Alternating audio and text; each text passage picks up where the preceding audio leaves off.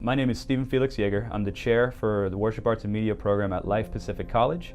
Today I want to talk to you a little bit about the power of tags and how we can actually form people in worship by using them. A tag in worship is a part of a song, like a chorus or a bridge, that is added to the end of another song that you're already doing, that you're leading. These are really powerful and good things to do. You can tie things together lyrically or musically. Tags can be nostalgic, but they can be a lot more than that too. We as people we have histories, we have memories, we have this whole spiritual walk that we've kind of been through and gone through. And so when we're able to add a tag to something, we can actually recount that, bring that back to our memory and to the forefront of what's going on in our day. This happened really powerful for me recently. So when I was in college, my mom passed away when I was 20 years old. It was the hardest time of my life, spiritually, emotionally, everything. It was hard for my entire family. She died of cancer. We had this small church that we grew up in, and I was already leading worship in other places and doing things in other places, but we came back and did our memorial service in that church. And everybody was sat there. It was packed out, and I was playing my acoustic and singing, and so was my brother-in-law's brother, who's also a worship pastor. And we were just doing a couple of songs. It was almost like a worship service, like we're sending her off to heaven, you know, like it's really emotional, it was hard. And one of my mom's favorite songs was the hymn, It Is Well. And I wanted to sing that, I knew I wanted to sing that. And I definitely didn't feel like it was well in my soul at that time. I was struggling, I was dealing with some stuff. So it was almost like I wanted to sing that prophetically over my situation, over what was going on. And so when we started singing it, the crowd just was so loud. It was one of the greatest worship times I've ever had. Like, everybody kept sitting. Nobody stood up, but they sat in attention, and they sang loud, and they were just projected, and there was like this reverence that was coming out. And as we were going, it was just powerful. It was like we were, at the same time, while we were worshiping and looking at what's going on in our lives, we were also like honoring her life, and now that she's with Jesus. So it's just something that was with me the whole time, and actually helped me to heal a little bit, you know, that everybody came in solidarity and sang that with me. Well, fast forward 12 years, I was back at home in my home studio. I'm actually a visual artist as well. I paint almost every night after I put my little one to sleep.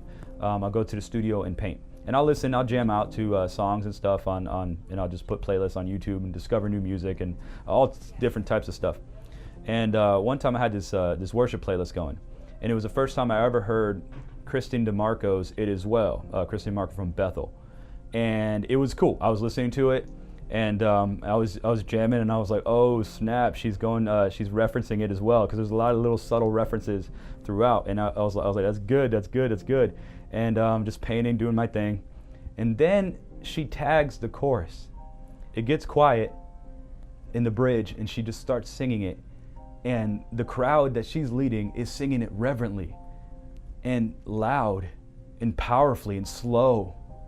And I literally stopped in my tracks. I could not keep painting. I just was staring off into space, listening to it for the last like two minutes or whatever, however long that tag is. And I just couldn't move. Everything that I dealt with was brought back to my heart and back to my memory. I remembered my mom. I remembered the journey. I remember that hard time in my life. I remember what was going on today. My whole spiritual history was brought to the forefront of my mind and my heart. And so when we're doing these things, they can work so powerfully like they did for me that day. And so as worship pastors, using tags is great because we can talk about things that will bring you back to your own history and form you today. So it's not that we're using old songs and fossilizing them and just kind of doing them over and over. It's important and good to do contemporary songs, but these are singing new songs, singing about what's going on in the world today, in our lives today, in our communities. That's what we should be doing. But if we tag these old choruses, these old hymns, then we can bring back our histories as a communal people. And we don't really know how much a song has affected somebody or what they grew up with in their experiences. And that's the power of doing it. So why not throw in a powerful hymn, Holy, Holy, Holy, Amazing Grace, Blessed Assurance, How Great Thou Art. Or even one of these older praise choruses from the 60s or 70s or 80s, like I love you, Lord, or Be Still My Soul, oh Lord, you're beautiful, awesome God. Yeah, these are already 20 years old. They're already, or more. They're already old, but that doesn't mean they're not powerful and they're not still formative. So I'm a big proponent of it. I think it's awesome. We could do a lot of good stuff. And as worship pastors, you know, you're feeding a congregation. There's a flock there that has histories. They have memories.